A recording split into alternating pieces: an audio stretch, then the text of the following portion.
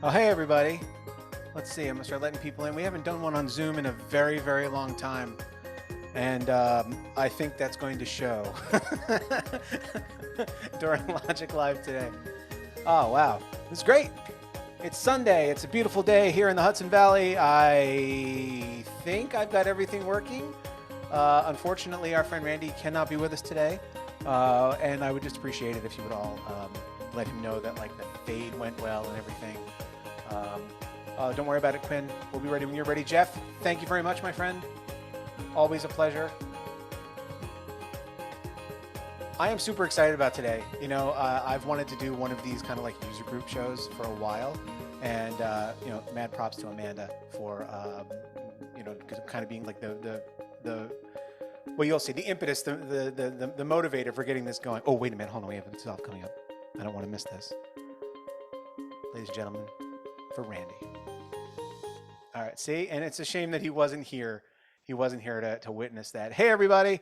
Thank you, Jeff. Yes, definitely for Randy. My name is Andy, and let's get underway. This episode of Logic Live is brought to you by Synesys.io, solutions development, integration, and support. My reseller for almost 20 years, but it's important to know that resellers like Synesys, especially like Synesys, are more of an integration partner. You know, if you have a need, they have the solution and they can tell you how and show you how to integrate that into your workflow. So if you have any needs at all, please reach out to our friends at Synesys.io, supporting flame artists and the flame community since 1997. And let's also give a shout out to our friends at AJA, especially the lovely and talented and lovely Steve Losi. And I hope you all caught last week's Logic Live with our friends from Boris FX. It was Brian and Larissa showing off not just like the latest of what can be found in the Sapphire collection, but some of those things that like you didn't know you had. That's one of my favorite things to do here on Logic Live is to show people the value in the software they already have. But if you, and we also have, you'll see in the coming attractions later in the show, Mocha 2022 was just announced, and we're going to have the team from Mocha on in a few weeks. But if you'd like anything in the realm of plugins from Boris FX, please be sure to use the Logic-15 checkout code. Speaking of needing technical support, which I seem to need as like a constant in my life, Tom and Tom from Gunpowder. If you need anything in the way of on-prem or cloud support, reach out to our friends at Gunpowder. They're great. Oh, and by the way, if you haven't heard, we've got merch here at Logic.tv. I want to thank everybody who's gone ahead and purchased some Logic merch to support what we're doing here. I see Amanda's got her water bottle up there, which is awesome. Thank you very much. And we're going to be giving away some merch later on in the show, which brings me to thanking our patrons at Patreon. The list keeps getting longer and longer, so I just want to thank everybody for supporting what we do here at Logic. If you'd like to be a patron, get access to some exclusive content and some great merch and other benefits, please head on over to patreon.com/LogicTV and become a patron for as little as $5 a month. I want to say happy Cake Day to all of the members of the forum. The forum turned 1 earlier this month, and of course we need to give a shout out to the lovely and talented Randy for keep getting the forum up and running and keeping it going, and just thank you everybody for making it the very active and vibrant community that it has become. This is what I've been dying to share with everybody for it seems like forever. We have new classes available for Logic Academy. We're launching them today. 3 brand new classes. One from the lovely and talented Jeff Kyle, uh, who I'm sure, I hope, if you haven't seen his Connected Conform uh, Logic Academy, you absolutely have to check it out. He's following that up with another phenomenal installment, this time on the image node. It's a 2-parter.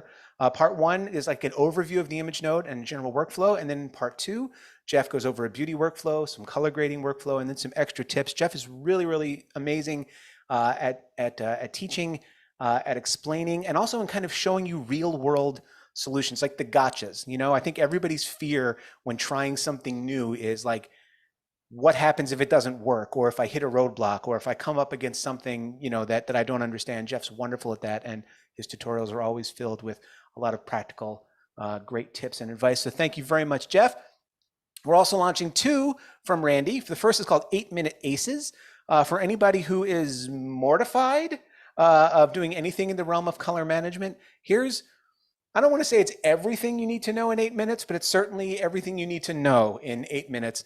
I used this on a project recently because I had called up Randy and said, like, I don't really know anything about ACEs, but I have stuff that's coming in Alexa Log C. I have artwork that's coming in that's sRGB, and I have some scene linear footage. What do I do? And he basically showed me the 8-Minute Aces philosophy here, where there's kind of one rule to rule them all. And it's brilliant, so I highly recommend you check that out. And also, Randy did another one called Intro to NDI. It's his rundown of the NDI workflow for broadcasting what you're doing with Flame across the network. And just like with Jeff and his tutorials, Randy shows you a lot of practical, real-world things. Like, you know, oh, I've got my video going out, but I'm having trouble with audio. Like, I can hear the Flame audio, but I can't hear system audio. Things like that. Randy covers it all in just a few minutes. It's really great. He also shows some excellent techniques for showing your NDI stream on an iPad, on Apple TV, or on TV in your house or in your studio via Apple TV. Really, really fantastic. These are available right now at Logik.tv. I'll activate them, or I'll make them the classes public on YouTube after the show, but you can certainly get to them from Logik.tv. And the footage you need for the image node is available as a download. And I want to thank Jeff and Randy for all the hard work that went into continuing to provide this content for the community. And also thank our friends at Autodesk, who did sponsor this latest round of classes from Logic Academy. While we're thanking people, I'm going to butcher this, but Herrliche Glückwünsche to our friends. That means congratulations. To our friends over in Hamburg, Christoph and Finn had an in-person user group on Friday. And I watched the stream via Zoom. It was absolutely fantastic. And as you can see, they followed all the COVID protocols. But it was just wonderful to see an in-person user group. And I can't wait to have one. So congratulations to these two. And for all the hard work that went into this, and to anybody in the user community who gives back. So thank you very much. And oh, yes, want to make sure you all check out the latest from the Flame Learning channel. Our friend Grant K posted 2 videos in the last week, a Flame capsule called Refining Your 3D or Your Camera After the 3D Track. I don't know about you, but I've been using the new camera analysis tool more and more. And just like with any other new tool, I keep hitting walls. Like, okay, I know how to hit auto, but I don't know how to refine my track, for example. So here in 36 seconds or less, Grant goes ahead and explains that. So check that out. And also he had another installment of his fundamentals course. I'm for those of you who didn't check out Grant's appearance on the show last month, he's been working double time to create a brand new fundamental sequence or fundamentals series for those just starting out in Flame. And there was a new one released for that. You can find that at the Flame Learning channel at the address below, or just search Flame Learning channel on YouTube. And finally, you have a tip, a trick, or a shot you'd like to share? On Sunday, October 10th at 2 p.m., we're going to do a virtual NAB user group. NAB got canceled this year. I'm sure you all saw or have heard. And we're going to do another show similar to how we're doing today's, where we're just going to get together and share some tips. I know Tim Farrell told me he had something he wants to show. If anybody has anything else that they'd like to show to the community, doesn't matter, large or small, reach out at andy@logik.tv and we'll get you all situated. Okay, I think. All right, whew, man, it's one dissolve at a time. Let me remove the spotlight here and say hello to my friend Amanda Elliott. Amanda, how are you doing? Hey, I'm doing good. How's everyone doing? Or is this my hello Grant K style? Is that what I'm supposed to do? Hello. Hello, Amanda Hello. Elliott here. Oh, it was great when I played the that little. I showed Grant. I don't know if you saw the episode I had him on. I played a little bit of like there was a Tesla event where they announced like their Yeah. robot that they're working on, and they used like the Flame Learning Channel music. And Hmm. he did a very little live read. He just said, welcome like that, and it took me, it hit all the feels for me. Amanda, what you working on? Ooh, so I'm working on something actually really cool. I've been working on a friend's film. It's a kung fu film that they submitted to Sundance. And that was part of the reason why I wanted to reach out to you, was more about like just kind of getting the vibe, like what everybody's been working on lately. And part of the reason that I really wanted to work on this is that two of my friends are actually in this film. So I'm really big into kung fu. I don't know if you guys know me very well, but I've done like martial arts my entire life. So part of me wanted to be perfect. I was gonna do it, but I can't. I'm not gonna. Go right ahead.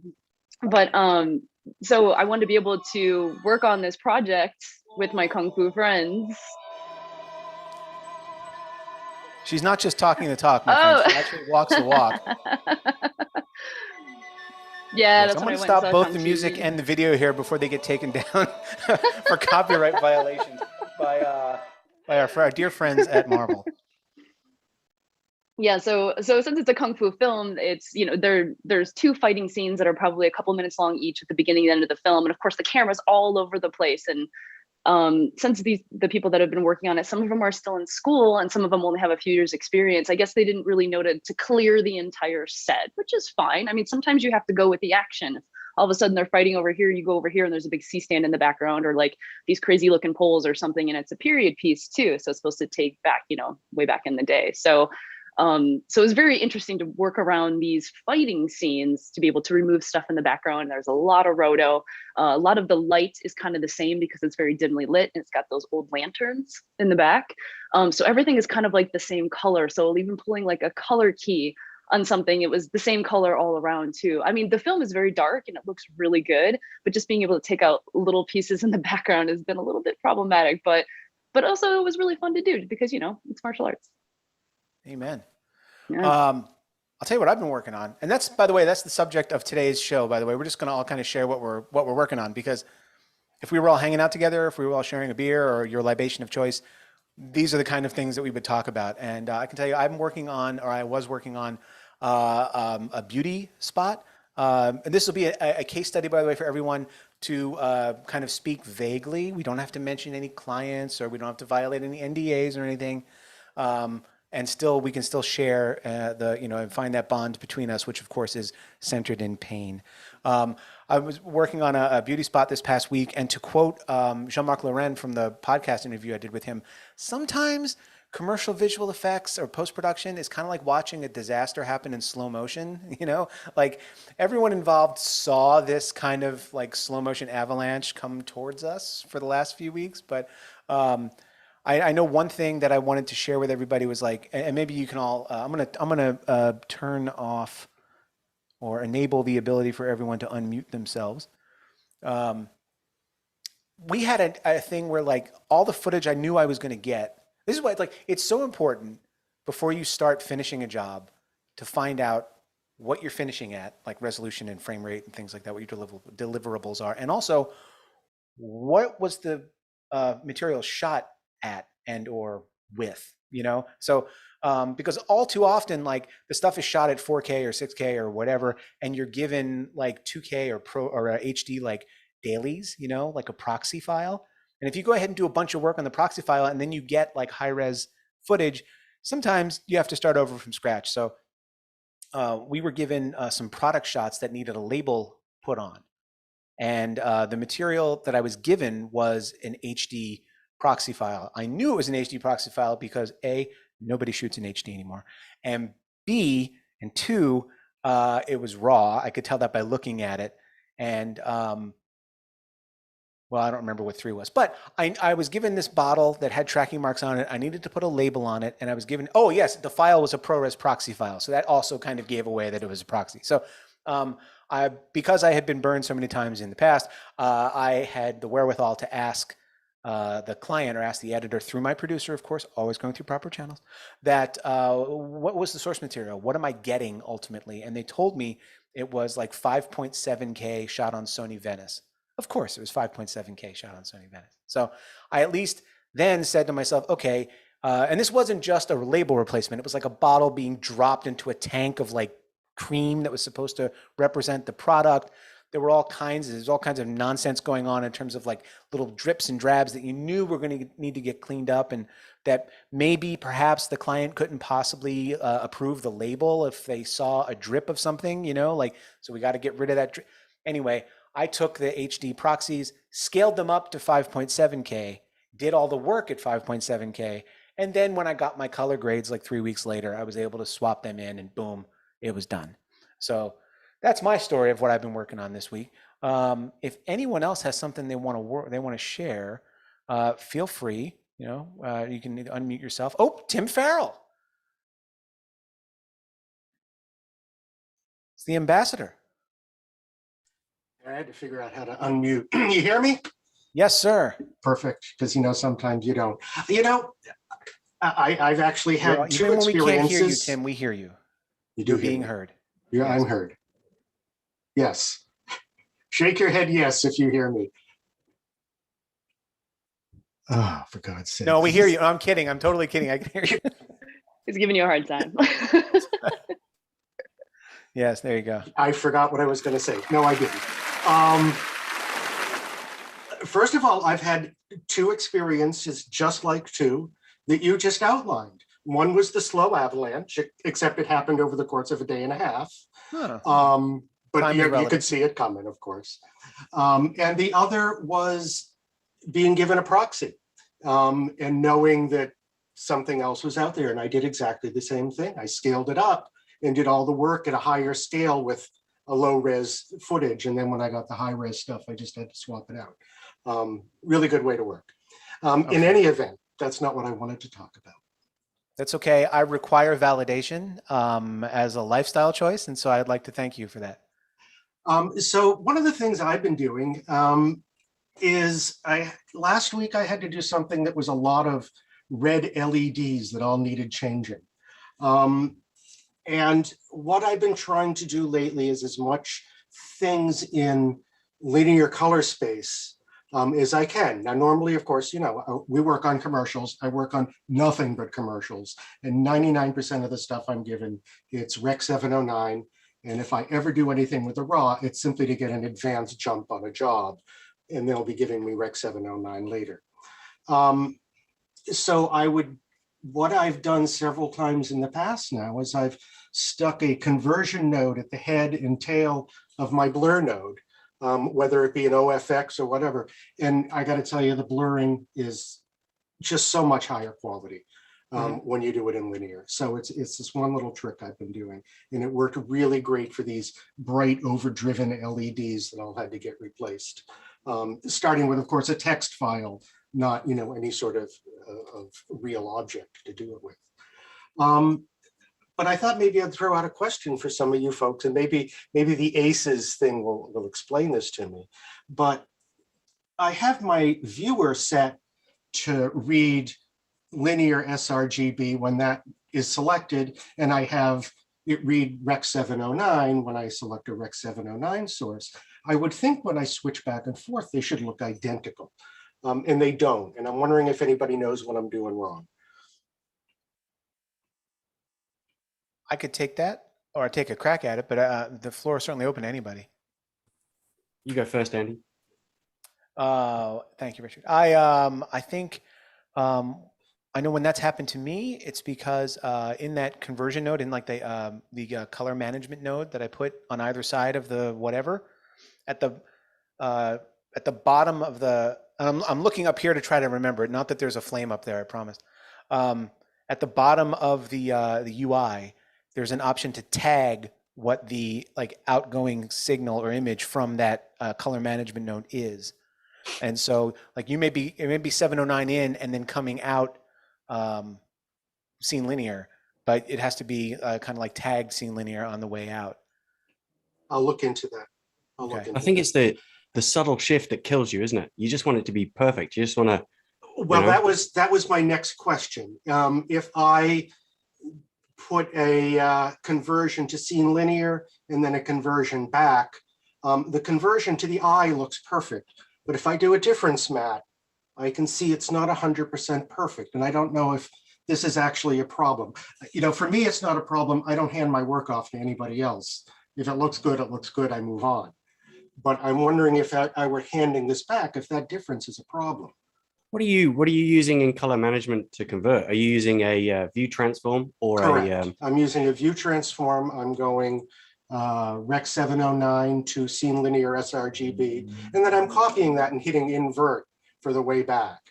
Because the problem we hit was that when you work in with Rec 709 scene linear, everyone's got a different interpretation of it. It's to do with the gamma curve. It's to do with the tone mapping. We couldn't get Nuke to look what we see, and we couldn't get couldn't get the Maya guys to see what we're seeing either. And in the end, we went via ACES. So we're still looking at scene linear Rec 709, not ACES scene linear, but we used the transfer mode through ACES, and then everybody hit the same mark. And it's just to do with how the tone mapping was done.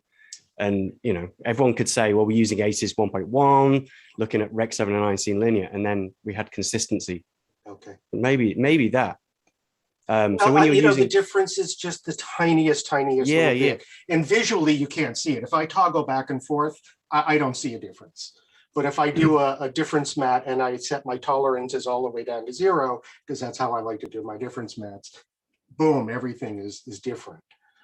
I was going to say, Richard, I agree with you. I kind of do ACES CG as well. Go Rec 709, ACES CG, back to Rec 709. That kind of works better for me. I'll start working that way or taking a look at that in the future. Hey, Tim, I'm kind of curious. It's just for like a checking kind of thing. I don't really know too much about the ACES workflow, but have you just taken 2 of those elements and maybe brought them into another program like Resolve and seen maybe if there was a difference there that matched the difference in flame? You said 2 words I don't understand. Other program. I have no other program except Photoshop. Gotcha. I was just curious if maybe the same thing if it would be across like other platforms, just as like a checking tool. I have no reference to anything else in the world other than Gotcha. Flame. That's it. Yeah. I'd love to help you on that though, Tim, at some point, because I found it incredibly frustrating and it ruined my appreciation of color management, and it made me think that it was all voodoo and just, you know, rigged against me. And until I got what I saw on all color spaces, so if I pulled in an ACES clip and I pulled in a scene linear clip and I pulled in a Rec 79 clip, if I could make them all look the same, you know, even though they were sitting in their respective color space, then that was the gold standard. And once I kind of got over that, everything just seemed to fall into place a lot easier. So I'd love to, you know, maybe not here now, but at some point I'd love to just go through the color management, see if I can help make it easier for you. You know, I was hoping this color management stuff would not be important enough before I'm too old to do this job anymore. And sadly, I'm losing that race.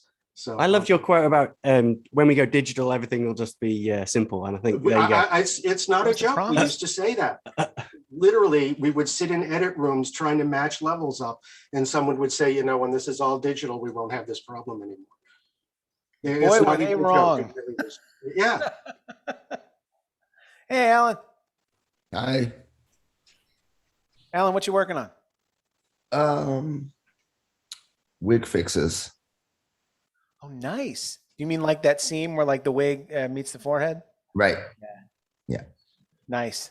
Yeah. Congratulations. Especially when it pinches the forehead. That's good. Yeah.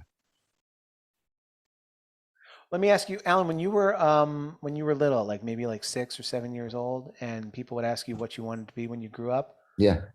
Was like a digital wig fixer. Did that make I mean, it not top far 5? from it. I knew from a very young age this is what I wanted to do, so not far from that. Yeah. All right. I mean, that's very inspiring, but markedly not as funny as what I was hoping to set you up for. But no, I hear you. I am touched. I do that to people. Going all the wrong ways. Hello. Hey. Good morning. So what are some of the tools that you use to be able to go through that? I haven't encountered that just yet. Like, how would you even start that? Yeah, like how do you even start that? Paint and motion vectors mostly. We do have a proprietary tool that we use for beauty that is part of that fix too. That's the kind of stuff I've used. Paint, motion vectors. What do you call it? Well, maybe it's similar to what Alan's using, but like beauty tools, whether it's like a Crop Beauty or like we have a proprietary tool, just some combination of stuff to help with that seam there. Yeah, front sourcing works as well. I've done a lot of front sourcing kind of work that way. Just like extending the forehead to cover that little piece of that like seam of the wig up there. Is that what it is? Is that what you mean? I mean, just by slipping some good part of skin, like roto that area and move it up. But motion vectors sound good, pretty good as well. Yeah, the front sourcing would break very quickly with any level of motion perspective change. Yeah. So David, what are you working on? Well, right now I'm creating a film for the American Civil War Museum in Richmond, Virginia. It's unusual in the way that it's got No spoilers. Don't give it away, like who won or anything. We want to wait and see. Well, we're trying to tell the story in the way that it should have been told for years, and that it's not about states' rights. It was about slavery and all that. And we've shot or generated all the footage. The thing that's kind of unique about it is there's two separate screens for it. There's a rear screen. This thing's about 35 feet wide and 12 feet tall, and then a front scrim.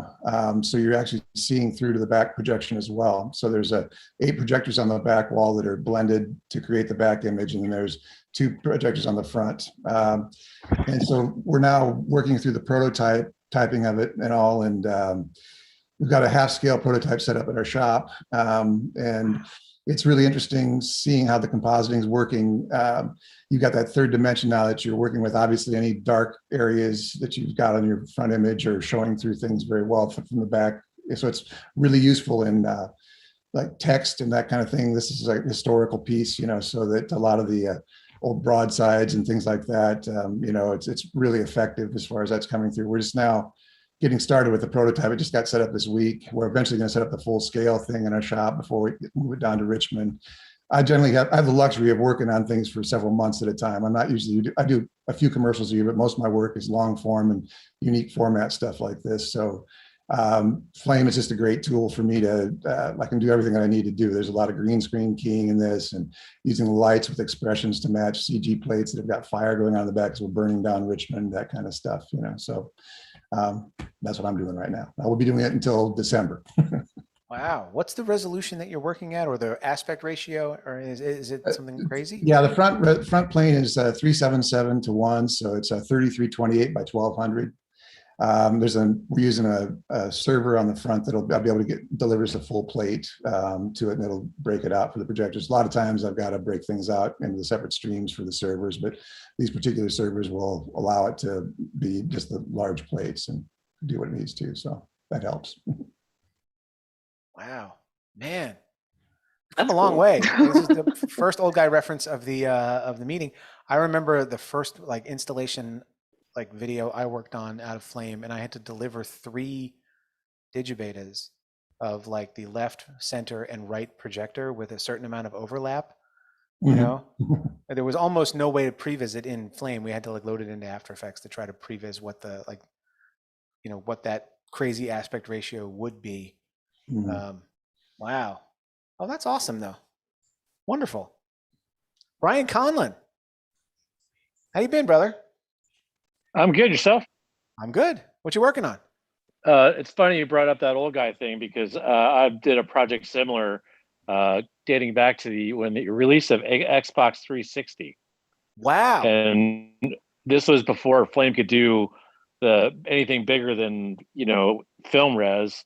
And we did the whole thing on After Effects. The resolution was 10,552 by 720.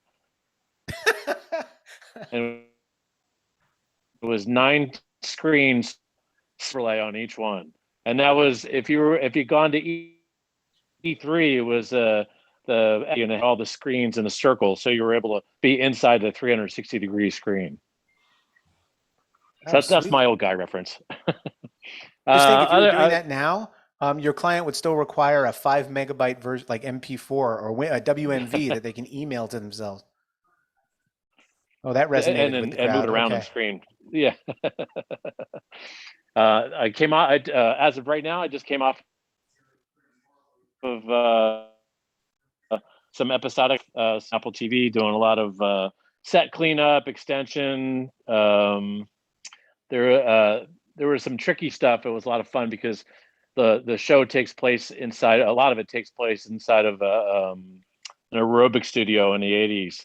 So there's nothing but mirrors, and of course, the cameramen are moving across the screen. So you're getting rid of stuff in the mirrors constantly. I will say the one little trick they did was nice was they tilted the mirrors a little bit, so it wasn't flat. So they weren't in the mirrors all the time, which was kind of cool. That helped out a little bit.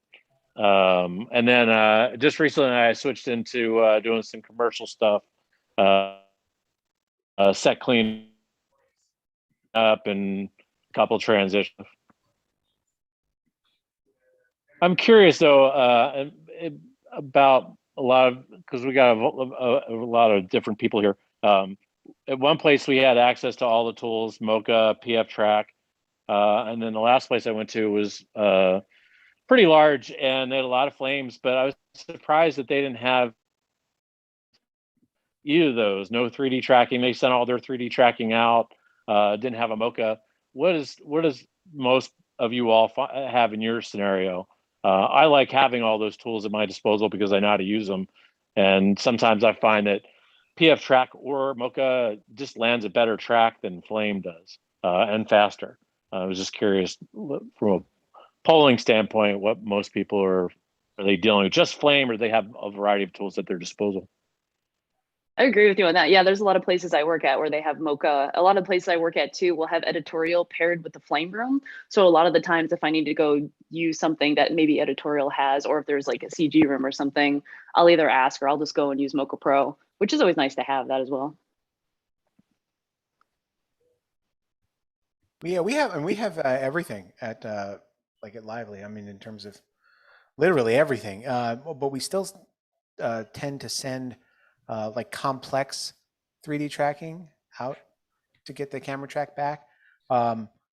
We just don't have anybody on staff who is, like the tracking whisperer. You know what I mean? Who can really figure out some kind of difficult match move. Yeah, no, I've typically used it for like set fixes or set extension stuff that you can, even once you track it in, you can still go in with a four corner and stretch it a little bit if you need to. Not the exact precise thing if you're putting a product in a scene that needs to be perfect type situation. Cool. Anybody else want to weigh in on that? I'll weigh in for a moment. I have only Flame, and I have to make whatever I need to do work with just Flame. I don't have any of those options. Sometimes I think it would be nice to have them, but I'm the only person, so I don't have other people to bounce how to do things like that off. So, one of the things I really love about Flame is it pretty much takes care of everything I need to do. Yeah, I found, at least, I'm sure there's others here that found the same thing with, like, if you're doing phone comps or screen comps and corners are covered, having Mocha Pro's tracker for area type stuff has been fantastic because you can really kind of, it's not a point track type thing. It's actually a planar track. Or I've had luck with Flame's planar tracker, but I think there were too many times in the beginning where it was still, not the greatest, skewed away from it. I personally never use the planar tracker, never have. If I can't make do with the points, then I use the camera tracking. It's funny, I'd love to hear. I mean, I know, like, we're all. I'm going to make a bold general assumption here. We're all guilty of that. You either, like, there was a tool that you tried when it first came out, it didn't work, and you never touch it again. Like it's just put it over there in the bad pile. I was like that for 3D tracking, like the Flame 3D tracker, for the longest time. Where, like, I would try it and then just kind of throw my hands up and just go, wow, this is never going to work, and then just move on. And what I've been trying to do is go back and take a look at those tools again and have a little more holistic approach. Again, like you kind of figure out, or like what I was saying about Sapphire at the top of the show here, that like there's so much value in the tools that you have that maybe you don't even know is there. You just have to go ahead and take another look at it, and that's why it's also been fun doing all the Logic Live stuff with people who've been coming on and showing off what they're doing with the same tools that we have. That being said, I know Jeff, like when Jeff first came to Lively to start working with us, he was like exclusively a Mocha tracker. I'd never really used the planar tracker in Flame. And how has your journey been? Because you walked into a place where like no one Mocha what? And I even remember like with me, I was just like, well, I think it's wonderful that you use that tool, but no one else here knows it. And then like the old paranoid, been burned a million times Flame artist that I have grown into, started thinking about like all the worst case scenarios of what if like Jeff did this amazing tracking job and then, the rapture came or something and he was like one of the 20% of the people who just disappeared, like, or if he was on vacation, like how would I ever go back and make this change? And so that got me into also maybe I needed to also take the approach of opening up Mocha and seeing what was going on. But Jeff, what has your journey been like? Yeah, I huge fan of Mocha, and that's rooted in the fact that as an assistant, when I was a Flame assistant, I was using Mocha a lot to help the artists with roto and tracking. So naturally, I got pretty good at it because I had to use it all the time. And then when I became a Flame artist, it just made a lot of sense to keep using that. But actually, my adventure into Flame color grading kind of got me more into the Flame's planar tracker, because when you're color grading something, you can't exactly just jump into Mocha for every single shot. Like you got to track some faces and some eyes and stuff and some hair and stuff. You're not about to just go into Mocha and export a track every time. You got to do that. So of course I've gotten better at the Flame planar tracker kind of because I had to. But yeah, still even now, like if the track is kind of complicated, I'll just jump into Mocha and I'll get something pretty darn good. Just like you were saying, Brian, for like phone comps and stuff, it makes so much sense just because creating holdouts is so straightforward. Just tracking multiple areas at once is straightforward. Like you just create a holdout and then the phone and then some other holdout and then track all of it at once. It's pretty cool.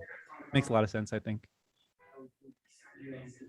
Yeah, I agree with you. I think the great thing is makes sense to stay in the planar tracker for Flame because you don't have to have a super tight. You might be pulling a key plus doing a GMAS to track out something. So totally agree with you there. I think there's a time and place for everything. I was just curious what everybody's, where people were falling into place, those type things. There's been times where it's weird. I don't know if it's the way the footage is coming into me, but I would have issues even just doing a 2-point track and Flame with the second point just going completely awry and have to go back and forth. And then I'd fall into something. I'd fall into the other tracker because it would just grab it. And that goes to what you're saying, Andy, before is, you fall into habits that work for you that are fast. Oh, 100%. I mean, that's like it's a blessing and a curse, right? Yeah. There was actually somebody in the, who was it? I've been monitoring the chat on YouTube because why have, 5 windows open when you can have 7 during a show? And it was Brandon Sanders who was just wondering, is anyone using the new 3D tracker? And what are their thoughts, the SLAM tracker? Anybody had the pleasure yet? The new camera tracker, the camera analysis tracker. I've used it a few times and it worked really well. I thought it was really intuitive, and I should probably use it more than I do. I found it really useful so far too. Several things I've worked on, it just gives better results than getting in the previous versions for sure.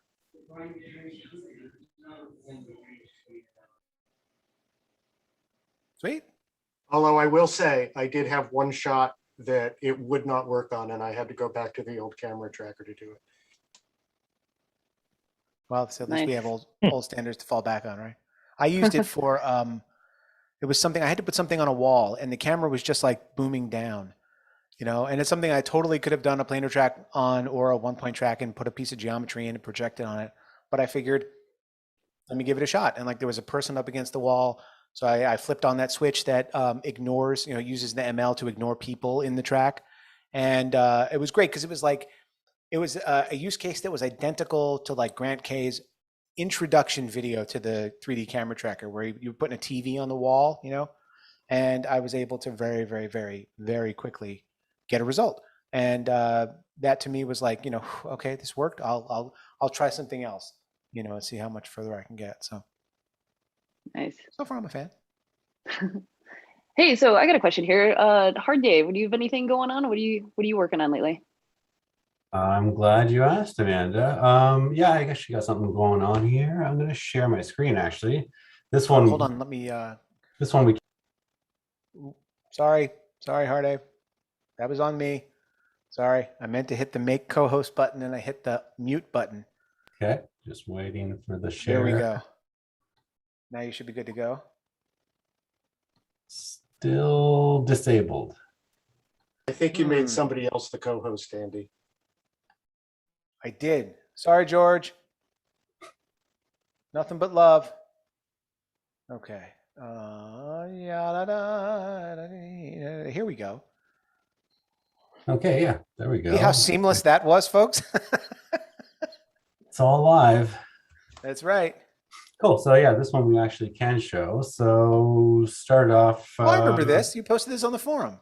Yeah, exactly. You got it, Andy. Yeah, some people might remember. This was the actual name of the actual post was grabbing an axe from midair gag. So here's the boards. The boards were frames 7, 8, 9, and 10. So basically, woman standing there in an axe throwing place, and they grab the axe out of midair, and they turn to their screen right, and they whip the axe out of frame, and they whip pan, and as you whip pan, you cut to another shot, and we get our professional axe thrower hit it right on target. So that was kind of the gag.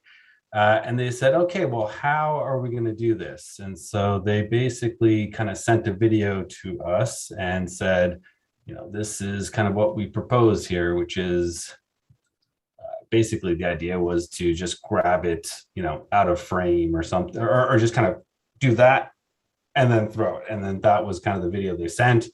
That was their idea of how to shoot it, loosely. And then they kind of left it to us to kind of like lean in and say, what do you guys think? And so we got on a call and we basically said, I kind of came up with this PDF here of like basically breaking the shot into 3 shots. The first shot being a shot that would be reversed. So basically having the axe on some sort of C-stand or rig and have a person here and have the axe going in reverse out of frame, or have the axe, being pulled out of frame with a rig. And then basically we would just reverse this shot and it would look like the axe would be going into someone's hand versus being pulled out of.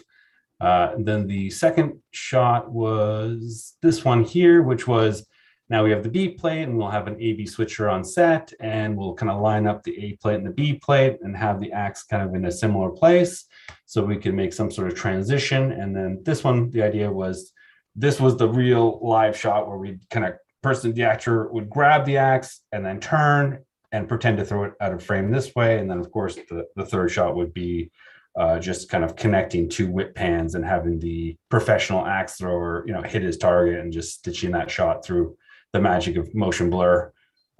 So kind of that was the idea. That was the PDF that was sent along.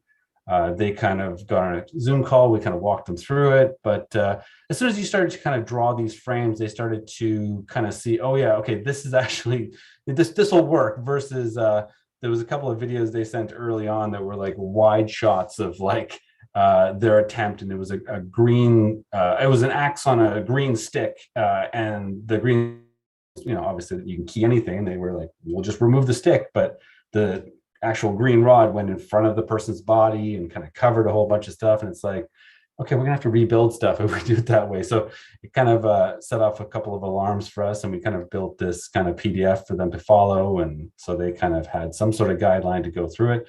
But in the back of my mind, I was like, maybe I should just ask the forum like what they think. So I kind of came up with this. I made up a post. I said, grabbing it from midair gag. And a bunch of people chimed in. So I'd love to say props to Quinn and Randy and John T and user_name and place your bets and Sammy for all chiming in and, putting their 2 thoughts, which always helps. And, I think Richard even posted a video of an example that was a similar kind of, takeover kind of spot and really, really kind of just, helped line everything up in my mind. So thanks to all those guys. And then they went and I was set supervising. And so they were somewhere in, I think, Hungary or something like that, shooting.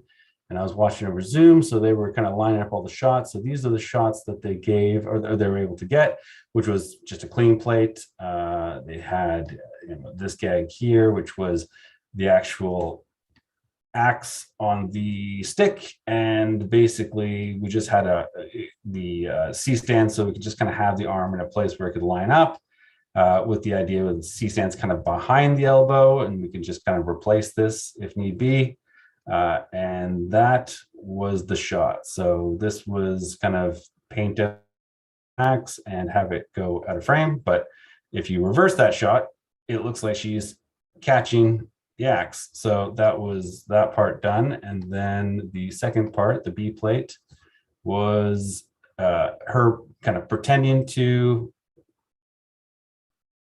unstable. Okay, hopefully it's stable enough. But basically she pretends to grab it, turns and pans. And then the third shot is this one here where we have a professional axe thrower and we just find some sort of blend point in the motion blur and he hits his target.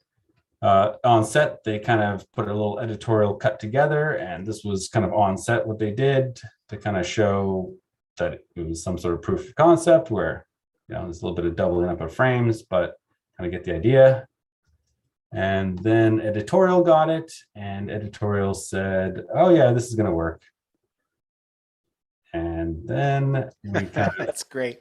So then we handed it off to Publicist Toronto, which Daryl Shaughnessy, who's their senior flame artist, who's been working there for 13 years. He is a great guy, great flame artist. He kind of took the shot, put it all together, and then he gave us this.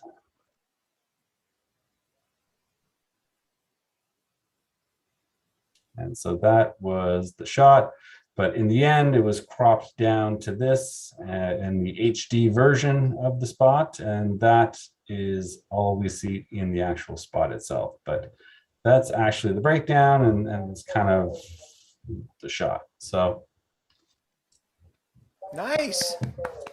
That's great. That was really That's great. cool. That's great. It's good. It's great to see the final result after the posting on the forum. That's great. That was awesome. So Yeah, in light kind of- in light of that, does anyone want to ask Hardgrave a question about anything he did? Oh. There it is. I mean, I think it's pretty self-explanatory when you walk through all those steps. But yeah, if anybody's got a question, there was no ACES being used in the spot, so it was straight No up. aces, no pixels were harmed. Yeah, no ACES. No color spaces were harmed. Yeah, it's kept it straight. Rec 709. Was there any was there anything that you had to that either you or the flame artist at Publicist Toronto had to fix in terms of getting that lineup to work, or was there a happy cut point in the motion blur like you said? I think everything was kind of taken care of with kind of all the lineup and stuff. I think that the tricky part was trying to get the A plate and the B plate so that there was some sort of overlap. So you'll see in the I'll just share it again 1 second. You'll see that, even it's just to overlap the motion of the two things. So in this one, you kind of got her leaning forward just a little bit and getting that kind of back motion. And then same thing with the other B or the B plate here, just getting that little bit of like rock back and just trying to have some sort of overlap so that they could overlap. But the only thing, and this is not a knock on the flame artists at all, but there was a little bit of lineup on the arm right at the very beginning of the shot, you can kind of see here in this section, but I think that is just for the sake of, it was eventually just cropped down to here, so it didn't really matter. So, but that's one of those things where you spend another probably 20 minutes or half an hour on extended by cubic or something to kind of just line that up a little bit better. But that's probably the trickiest part, is getting those kind of two motions to overlap, and then just using a little bit of extended by cubics to kind of just squeeze the arm together. But I think that having an AV switcher on set and doing the lineup and seeing it happen is really the key. That's a great thing too, right? I mean, Nice. for anyone who's been on set, to be able to previs, or even just with a simple edit, like previs the stuff together. I know for me, as the flame artist who's going to finish the job, it's like this great sense of relief, because I can at least see that, it's going to work.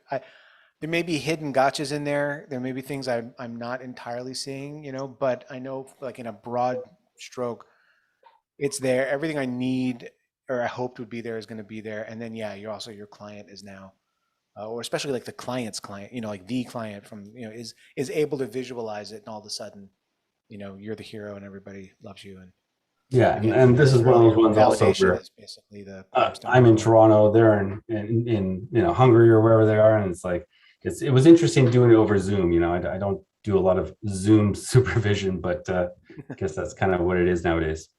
Oh, yes. Super cool. If you ever have a job that you need like someone to throw a broadsword, just give me a call. It's cool. Okay. And stand back. Yeah, right. So, Yola, are you working on anything? Anything lately that you've been working on? I wanted to ask. Oh, sorry. I wanted to ask about the Zoom supervision. Like, how often is that happening to you guys? Because I've had directing over Zoom while I'm on set supervising, and it has been kind of awkward and kind of not as fluid as it should be usually. But I wonder how much it's happening to you guys. I know Jeff and I did a shoot. Was it like 3 months ago or something like that? We actually did the shoot in our office. It was just like we had a couple of hand models, and they were holding iPads and phones and things like that. And we were on set, and everybody else was on Zoom. So it was in one regard, it was actually, in no regard was it more convenient. It slowed everything, in my opinion, it slowed everything down. One, we had a really good first assistant director who kept tried to keep everything moving and keep everyone on Zoom engaged, but there were 13 people from the agency on Zoom, and at any given time, 9 of them weren't, had their cameras off, they weren't paying attention. But then before we could move on, everyone had to watch the replay, and everyone had to, make it seem like they were working that day, So that's been my experience so far. Yeah, pretty similar to what happened to us in that particular shoot I'm referring to. Like, the director was in Toronto, and the clients were, I don't know if it was LA or New York or both of them. We were shooting in Prague, and the time zone difference and everything. We had a woman who was just taking care of the Zoom meetings, and there were like rooms, and people were going to the breakout room. It was a mess. And then you have the set held up in Prague with 100 people on set building stuff and props and extras and everything. And the set is held up for 30 minutes or 40 minutes. And everybody's going like, are these guys going to do something about keeping this going? And they were just deciding about minute things and funny stuff. Oh, wait, no, there was that shoot last year. I supervised, I did remote supervision on a shoot that was in Beijing. And so the agency and the clients were here in the States, and they were shooting in Beijing. And there was a guy in Beijing whose name was Larry. And his name isn't Larry, but he, has to, in addition to everything else, that as difficult as life is, you now have to also go by the name of Larry. So that way, the people in America will be able to relate to you. So we had a live action producer whose name was, I forget his name, but he was British. And so anytime we needed anything, he would say, Larry, Larry. It was just like, and poor Larry. I mean, they'd better put a suicide watch out for that guy because it was just brutal. They were torturing poor Larry. And that was an overnight, that was because because of the time difference. I remember that. But anyway, I'm sorry. Maybe you just saw me emotionally go back to that that horrible experience and die a little. But following the dream. But I'm sorry, Amanda. What you had asked? You had asked a question, right? It was Oh yeah, I was just Yola, seeing. right? Yeah, I was just seeing what Yola was up to. If you were working on anything recently. Yeah, I finished a music video for Poppy Accord, the label here in London, called One Little Indian, and I need to do another one. So I'm kind of researching at the moment. And as well, I got a fund for a visual development for my proper movie, my animation movie. So I just do that between my development and the music video. So not really commercial work at the moment. And is flame your only weapon of choice, or do you use some of the other ones as well? Like, do you use Mocha as well for tracking or anything like that? Yes. I have an old flame actually. I have a 2016 fixed version, and because I'm using it for my projects, for the music videos and stuff, so it's a bit limited. I think so. When I have a commercial projects, I use Nuke and Mocha, sorry. But because it's you work at the time mostly because of COVID, you work on remotely. I used to work remotely with them, so not on Flame, but more on Nuke. And everyone had Mocha integrated in Nuke recently. Yes. Nice. Cool. Eric, what are you working on? Mostly car commercials. I do mostly on set nowadays. So when I do sit on Flame, it's mostly editorial and getting all the versions out and stuff like that. But for the most part, I'm going on to shoots all year long. I think I've been less than a month and a half at either my home in Germany or in Switzerland. So yeah, I've been just living out of a suitcase and moving around the place, and for the most part loving it. But right now I think I'm gonna finish the year mid-October and just call it a year because I'm super tired. Nice. Yeah. What part of the world are you in right now? Right now I'm at home in Leipzig, but tomorrow I travel to a shoot in Barcelona, and the stuff I do is mostly automotive. So there's a lot of LiDAR scanning involved for reflections. Like what we do is usually we capture the environment and then project either HDRs if it's a static thing that we can capture through HDRs, or we capture a 360 footage with a chase car and project it onto the environment if that's needed. Other times, just the 3D footage, the 360-degree footage is sufficient. But yeah, to get decent quality footage from any 360-degree camera available nowadays that is HDR enough that you'll get like the nice highlights and so on. It's challenging. Yeah. Crazy. It sounds like you're working on some good stuff. Yeah, no, I love it. It's quite technical stuff, and I support a good CG company, and the standard of quality is super high. So we do a lot of spots for like all the German big brands, BMW, Audi, Mercedes, Porsche, stuff like that. Yeah. This is what I love about this kind of conversation, because I opened up by telling everyone I put a label on a bottle this week. And Eric is like flying around doing, 360-degree HDR LiDAR scans of cars. So, see? I've been taking out C-stands. Yeah. So, yeah, right. Well, I'm just looking at the time real quick, but I just want to ask Richard too. Richard, what have you been up to? Unoriginal, but I've been doing talking animals. I'm sure no one's ever done talking animals before. Muzzle replacements. Absolutely. What kind of animal did you make talk this week? Well, have you got 5 minutes for a quick screen share? Of course. Okay. Hold on, let me. I don't know what time you're looking at, Amanda, but I won't be long. Oh, we got plenty of time because it's tomorrow where you are already, right? Yeah. It's good. It's lovely and sunny. Yeah, so it's all good. No, you're hold good. on, let me just make you co-host. It's only what I'm showing is only relevant because we're talking about tracking. But let me. So the overview of the ad is just animals talking to camera. But I don't know if I've got my my previs here. So we've got pigs, cows, turtles, horses, goats, and all sorts of stuff. And then there's this one shot with the cow, and the take that they've decided to use, because the cow wasn't a great performer. Someone's kicked the motion control, and it's not so much of a motion control, more of a repeat head. So we've got the move that comes in, and the cow's got these tracker markers on his face, and someone kicks I don't know if you can see the bounce there, but someone kicks it.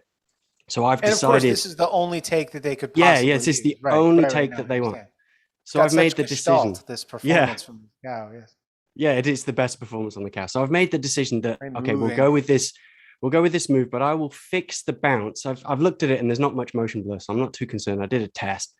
Let's keep the bounce in. Everyone track the bounce, put the CG on the bounce, and when I get time, when it comes to me, I'll put it all together and I'll fix the bounce. Just don't put any motion blur on the bounce. So we've got that, but I'm also relying on all the other shots that we've done, the 3D camera track. And because this one's got the bounce and none of the other plates, like the back plate of the cows running through the field in the background, it doesn't have the bounce. I'm kind of left to do it to my own devices. And I've got that wire to remove. I've got that fence to remove in the background. So I'm feeling brave, and I do a full CG. I do a full camera analysis on it. And I have a clean plate of the field. And what I've done is I've taken inspiration from Kirk and Andy, and I've done my own locators. You know, he was showing how he does the spheres and he cuts them through so I've basically built my own extended bicubic field, and I've made sure it cuts through all these little spheres that I've made so that I can then project a clean field, because of course they want to get rid of this fence as well, the one that's behind all of these cows. So and I've done it twice because one side of the field has got a lot more stretch on it. Anyway, so that's what I was wanting to show, that I'd done my own 3D camera track. I built the field using an extended bicubic, and I was able to clean up the background, get rid of the fence. And it had nothing to do with the talking cow at all. I just thought I'd show you that was the bit that I enjoyed the most, was to be able to tackle the background field. And then when obviously we got the cow tracked, we got the CG face on, but more than anything, I was like, yeah, I've nailed that 3D camera track of the background. I've done my projection on my field and stuff. So I was pretty pleased with it. Nice. I like how you guys said that was the best take of the cow. I would have said it was the best move. Yeah, I was thinking the same thing. That button was rusty. I got to use that twice today. Thank you so much, Amanda. You're welcome. Everybody in the Well, last the axe shot was splitting hairs. Hey. Oh. Nice. Carlos, welcome, man. What you working on? Hi, this is Carlos from Brazil. Hello, hello. Hello, hello. Well, I work at Vector Zero, São Paulo, Brazil, with Flame since 1995. Excellent. Are you working on anything now that you wanted to talk about? Excuse me? Are you working on anything now that you wanted to share with us? Oh no, I'm just watching. I'm not. I have nothing prepared for show you guys. But actually, I'm doing a series of spots for Cigna. It's a health insurance for the United States. I guess is that? Yep. But I can't show for now. I'm sorry. Oh, that's okay. No, you don't have to show anything. That's totally cool. Yeah, a bunch of us have just been kind of sharing the story, you know, of Okay. just what we're working on now, you know. Yeah, it's. You know, I have a question for you. In Sao Paulo, do you find in the spots that you're working on, do you end up having to deliver at the end, like a crazy number of versions at different aspect ratios and things like that? Yes, yes, yes. It's universal then. I would like to show my all my. I'm really this XML fix. The guy that made this XML fix for Flame, I'm using a lot to do. Oh yes, that was John and well, the other name is escaping, Kyle, I think. I forgot the name. I think it's was Python made by three guys. I'm not sure. And I'm always using this fix to make a TikTok version, Instagram, and a bunch of resizings and versions. Yes, it's just the same. So that's universal. Yes. It's a problem that affects us all. 1,000 deliverables, all different aspect ratios. Yep. Yeah. Yes. It's a nightmare. It's a nightmare.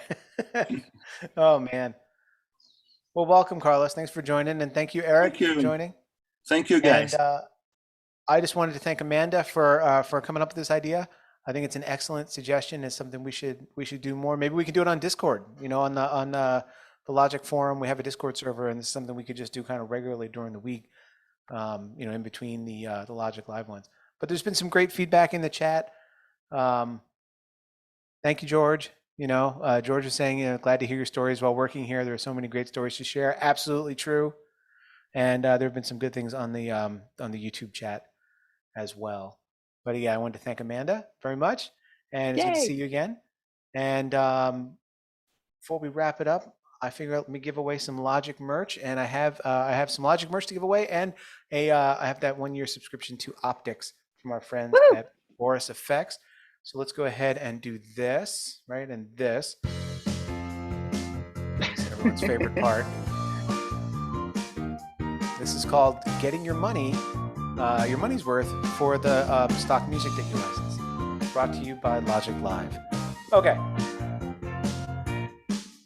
Wait, this way, yes. I've got the Wheel of Names here, ladies and gentlemen, from wheelofnames.com.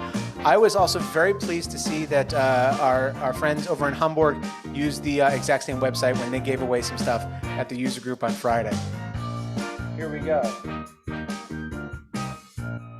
So this is for, we're going to do some Logik merch. The first thing I have is a Logik TV sticker, which you can adorn any of your favorite things with. Here it comes. Round and round she goes. Go, go, go! Enrique, congratulations! Yay!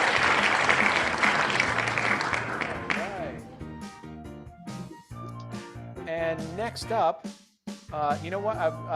Here I am. I'm clicking on the Zoom screen. It's just I feel like my parents. Sometimes when I use all this technology, I've crossed that threshold. Almost next there. Up, we're going to do the music again.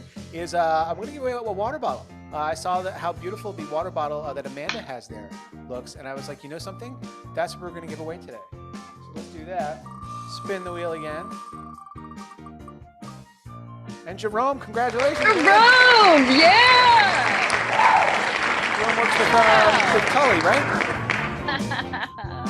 Nice. Hey, Jerome, whatever you do, don't share this bottle with Cully. I mean, you probably shouldn't share the bottle anyway, like regardless, just from like a personal hygiene standpoint. Don't do it. You know, tell Cully to get his own damn bottle. And finally, we're going to do the 1-year subscription to Optics from our friends at Boris Effects. Here we go. And it's the lovely Brian Conlon. Congratulations. There we go. So then, Sound effects just keep getting better and better. I love it. Right? It's the best part of doing these things is giving stuff away. I'm going to be perfectly honest with you. There's also like the community and all that kind of stuff, but really giving prizes away is a beautiful thing. Coming up on Logik Live next week is the return of Joel Osis. I'm super excited. I reached out to Joel, and he was absolutely thrilled to come back on the show. And so we're going to have him next week at 2 p.m. Sweet. Right? And then on October 3rd, this is for you, Richard. We're going to take a look at NIM with Andrew Sinagra. I had used NIM, or we had used it at Lively for a little while, and we're really impressed with the product, especially with their flame integration. So you'll be able to check some of that out on October 3rd. On Sunday, October 10th, again, we're going to do that kind of virtual NAB user group meeting. It'll be a format similar to what we've done today. But if anybody has anything they would like to share, it can be something that you're working on like we showed today, or a tip or a trick. Just hit me up at andy@logik.tv. The more participation we have in that, the better, right? Especially since we can't be in the same room and drinking. We can be in our own rooms and drinking, but really, honestly, Yes. how different would that be from every day of the pandemic? And then finally, on Sunday, October 24th at 2 p.m., Mocha Pro 2022 with our friend Ross Shane. Congratulations to them. It's the 20th anniversary of Mocha this year. So again, thank you to Randy and everybody who's contributed to the forum, forum.logik.tv. And thank you, Hardev, for sharing your forum success story today. This episode of Logic Live, like all other episodes, will be available on logik.tv. If you haven't already, please check out our two podcasts. There's Ask a Flame Artist, which is hosted by Randy and MBME. And if you have a question you'd like to ask of a real live flame artist, you can go to logik.tv/Ask a Flame Artist. The link is also available on the site. And I'm lining up some other episodes, some other interviews for the Logic podcast. But if you haven't checked out my interview with Jean-Marc, please do. It was excellent. You can get both of our podcasts on Apple Podcasts, Spotify, or Stitcher. Thank you to everybody who subscribed. I do need to update this. Randy is not here to witness this, but we are now at 1.17 thousand subscribers. And so the number is climbing every week. And so we will keep that trend going. If you haven't already liked and subscribed, as the kids say, please smash the like and subscribe button. And again, thank you to all of our patrons on Patreon for supporting what we're doing at Logic. If you'd like to become a patron, you can head on over to patreon.com/LogicTV. If you're in need of any technical support, either on-prem or in the cloud, please hit up Tom and Tom at gunpowder.tech. Jeff used their cloud-based Flame up in the Google Cloud to work on the image node tutorial that he just put together. So it works. If you need it, check them out. Info at gunpowder.tech. Save 15% on any Boris Effects product, standalone or subscription, when you use the code LOGIC-15 at checkout at boriseffects.com. As I've said before, the merch store is open, and I want to thank everybody who's picked up something for their loved ones. You know, the holidays are just around the corner, and nothing says I love you like a Logic TV fanny pack. I would like to speak from definitely from experience. Thank you to our friends at AJA and at Synesys for sponsoring Logic Live, and thank you everybody for tuning in. That's going to do it for today. We'll see you all next time. Thanks, everybody. Thank you.